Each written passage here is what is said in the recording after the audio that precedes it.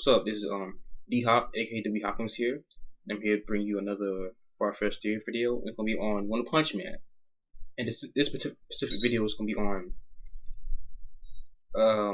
One Punch Man and the idea of evolution within the series. Now, you see that what's going on in the series is that human beings with strong desires and wills, they after a while these desires become reality and transform. And they go under these metamorphoses and transformations, and depending on what type of emotions they're dealing with and their desires, depends what type of results they get within their transformations. And you see this through many people, including Saitama, who didn't really undergo physical transformation, but he underwent a more of a mental and I would say even spiritual transformation. Now, the thing we're gonna talk about here is I think one of the main themes One Punch Man is evolution. And the reason why I say this is because we see different type of creatures that's supposed to represent different type of classes, and they have different powers, and they're on different levels of the food chain. And we know that Saitama so far has been the strongest one, and he's at the top of the food chain. But however, he's human. And the thing about human beings, they're good with innovating in technology, but over time, as supposedly as you evolve, you lose the things that you don't need anymore. And those things are the physical capabilities in order to survive in the world of nature, because in nature it's survival of the fittest. But how Saitama is the strongest, and his power is his will. He's strong will of a hero, but he doesn't realize it, but that's what it really is.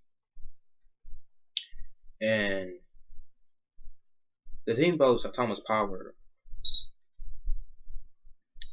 he's like unaffected by anything else, as if he's the top dog. He's the god of his. So far as we know, he's basically the god of his entire physical universe. So I'm talking about evolution and why I think it's an important factor within One Punch Man.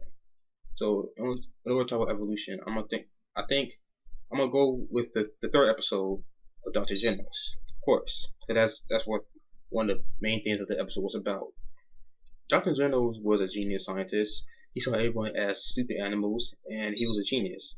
And he wanted to use his genius to focus on the evolution of humanity themselves, not the advancement of technology and civilization.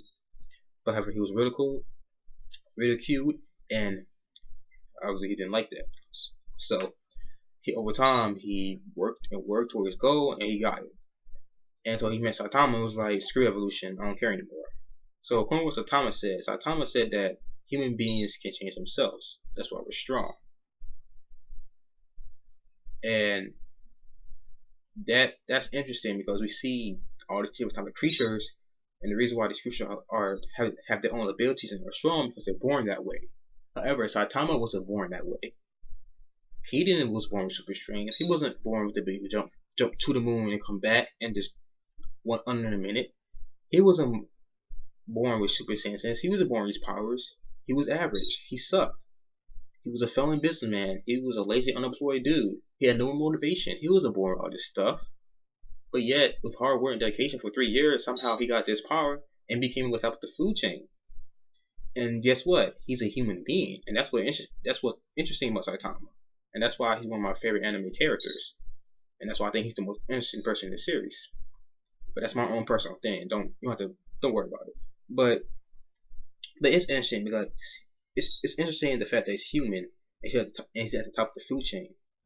And not only that he's human, he wasn't born with special abilities. You know, like Tatsumaki and Fubuki was born with psychic powers. You know, and Silver Fang, obviously, I don't know. We don't know about his past, but obviously he has talent in martial arts. Garu, the dude from the manga and the webcomic, spoilers for anime and only anime viewers only and manga viewers only. Garu was born with talent, but he also was born with the will to become with the best villain, not the best villain, but to become a villain that will become the ultimate evil of the world and destroy our heroes. That's basically what he, well, not, that was kind of his whole goal. But the thing that held Garo back was the fact that according to what Saitama said, he actually wanted to become a hero, but instead he strayed off the path and he didn't go full forward. So think about evolution. Things evolve, adapt over time. But it's interesting that human beings, we have ability to adapt to situations if we find an interest within ourselves not instantaneously, but under a short amount of time, in which nature will probably take millions of years to do. You know what I'm saying? Because we can give up on something if the thing gets too hard, or we find something uncomfortable, or whatever, depending on what type of situation we're thrown into. We're able to adapt and overcome and evolve through technique, innovation, working together, coordination, our strong wills, desires, spirit, and all those things. And that's what I think. That's what Saitama was basically saying to Dr. Genos. And thing is, we see all these different powerful creatures, and we see that what one is doing is taking us through the evolutionary food chain of the One Punch Man universe. And he started off with Purple Piccolo, and then he went to Purple Piccolo to Attack on Titan, Aaron, and then he went to the Subterraneans, which was not real. They actually suck in real life. But then he went to I don't find going through it, but yeah, he went to different other type of monsters. And then she went to the Sea King, who said, "I'm the peak because I'm from the sea." Which is actually not true, because Saitama proved that wrong. And then after that, he went to the aliens. Boros, the strongest in the universe. He got defeated. Then he went to different monsters. Eventually, Garu, a human who became a monster, the strongest monster, and he took care of that too. So we're going through the different evolutionary ranks within the One Punch Man universe. So I think one of the things that we're going to find out within the One Punch Man series is the secrets to evolution within this world, not in real life, but within this fictional world of One Punch Man. And I think the secret is within Saitama. And if you want to get more into that, it's talk about Saitama's power more, which may say that he just basically reached enlightenment. And to reach enlightenment is basically to be free of all things and reach that highest level, the union with God, or union with the universe, As Saitama doesn't really realize that. So I guess it's to show you the power that the human mind and soul has, and their infinite potential to evolve, like what Isaac Nentro said in Hunter x Hunter. At least in the anime, in the anime he said that. So let's talk about more about evolution. What's going on? So how did these people go under these transformations? Is a very interesting thing. It's something I don't think it's physical, but it's not. It's more mental and emotional. Their strong emotions and mental strength towards their goals and desires allows them to go through these physical transformations and achieve these great things within the universe of One Punch Man.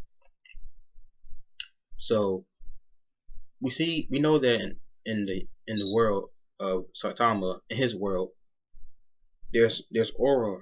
There's this aura, or aka chi, whatever you want to call it, and there's this psychic powers, which are obviously relatable to that.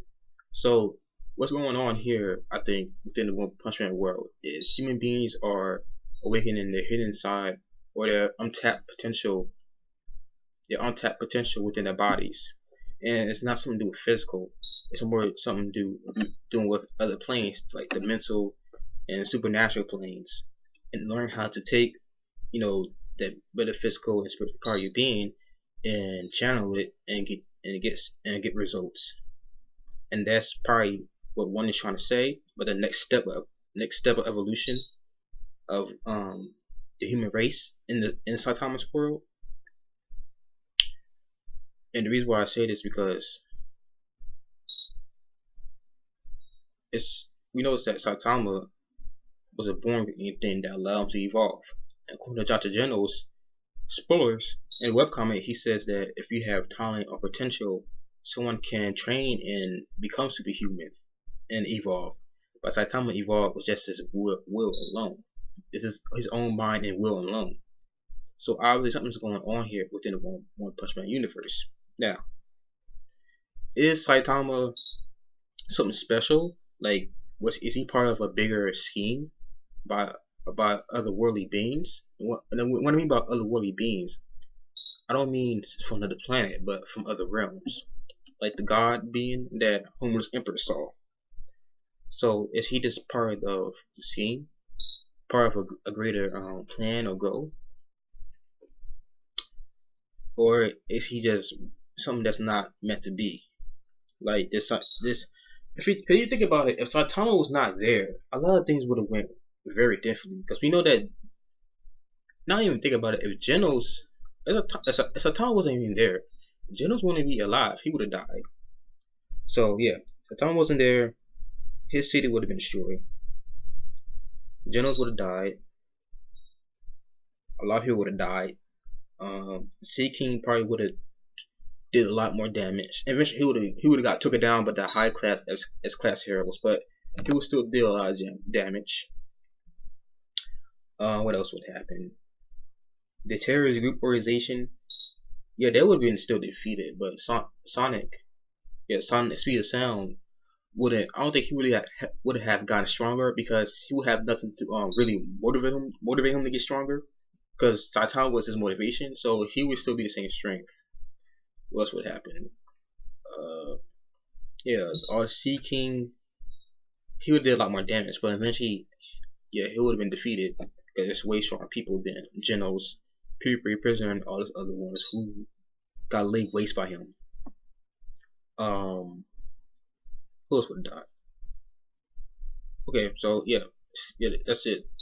Okay, Lord Burroughs, if he would have came, that would have been. I'm not even sure. Lord Burroughs might have would have. He probably would have conquered the Earth. Yeah. Yeah, Lord Burroughs probably conquered the Earth. So a lot of things would happen. Saitama wasn't there. So is this like destiny or fate, whatever? That Saitama's there, or is there something more to it?